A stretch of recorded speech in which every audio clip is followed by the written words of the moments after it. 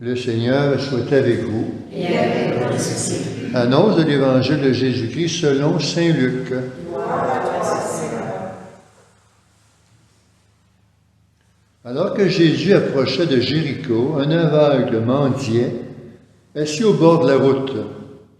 Entendant la foule passer devant lui, il s'informa ce qu'il y avait.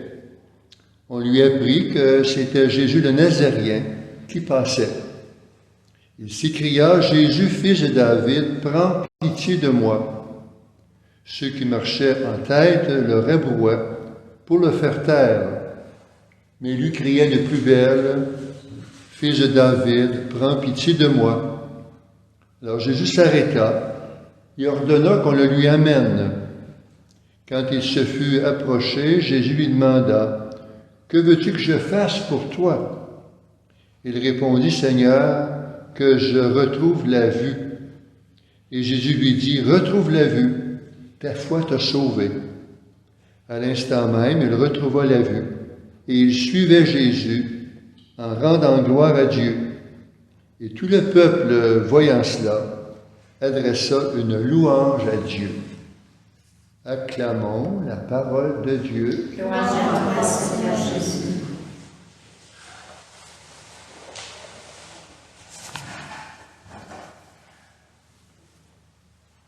D'abord, l'Apocalypse qu'on a entendu au tout début nous fait constater un genre littéraire qui favorise bien sûr des symboles pour révéler le sens caché du côté religieux.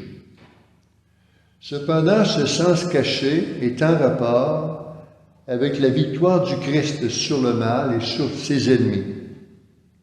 Donc ce texte s'adresse avant tout aux disciples qui sont aux prises avec les persécutions romaines qui existent dans le pays. On les encourage donc à tenir bon en dépit de l'adversité, car le Christ ressuscité demeure toujours avec eux. Quant à l'aveugle au bord du chemin, qui entend le brouhaha de la foule qui avance, il s'informe pour savoir ce qui se passe.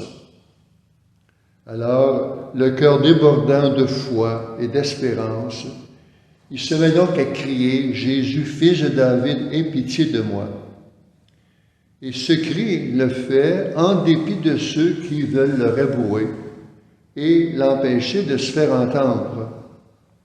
Mais Jésus, lui, l'entend. Il s'arrête et le guérit. Cette attention nous apprend donc que chaque fois qu'au cœur de nos détresses, de nos misères ou de nos aveuglements, qu'on lance ce cri de foi vers Dieu, il va tout de suite nous faire voir: « Que veux-tu que je fasse pour toi? » Donc l'aveugle nous apprend donc la persévérance. Il nous apprend à ne pas nous laisser déranger par l'entourage qui souvent ne partage pas toujours les mêmes valeurs. Donc son amour de la vie qui lui est donné lui permet de découvrir que Dieu n'abandonne pas ceux qui crient vers lui leur désir de mieux vivre. Amen. Amen.